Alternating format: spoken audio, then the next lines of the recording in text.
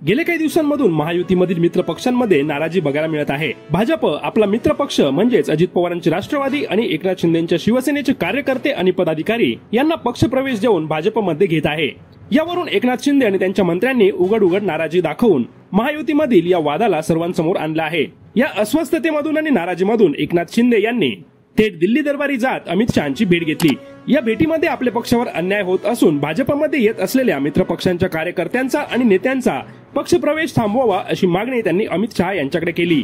दरम्यान एकनाथ शिंदे यांच्या या दिल्ली वारीवरून उद्धव ठाकरे यांनी एकनाथ शिंदे यांच्यावर जहरी टीका केली आहे।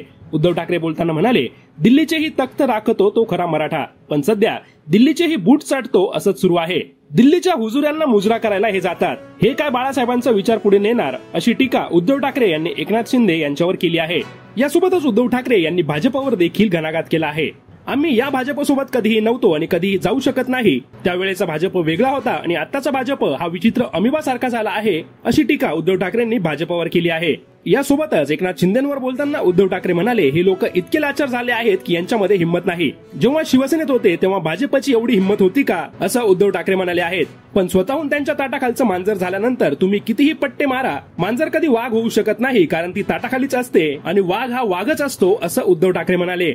यासोबतच भाजप वापरा आणि फेका, वापर करून घेणार आणि काम झालं की फेकून देणार असं करत आहे आणि हे आत्ता यांना कळत आहे, असा दावा उद्धव ठाकरे यांनी केला आहे। यासोबतच उद्धव ठाकरे यांनी महायुतीवर देखील टीका केली। उद्धव ठाकरे म्हणाले, हे आता एकेकाला खायला निघाले आहेत, एकमेकांचे पक्ष फोडत आहेत, आता कळले की काय होणार आहे।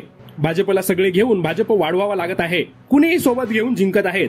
चोरीचा माल घेऊन मीच मालक असल्याचा आवांता, यात कसला अभिमान, लढायचा आहे तर मैदानात लढा, शिवसेना कधीही तयार आहे, असं चॅलेंज उद्धव ठाकरे यांनी भाजपला दिलं आहे।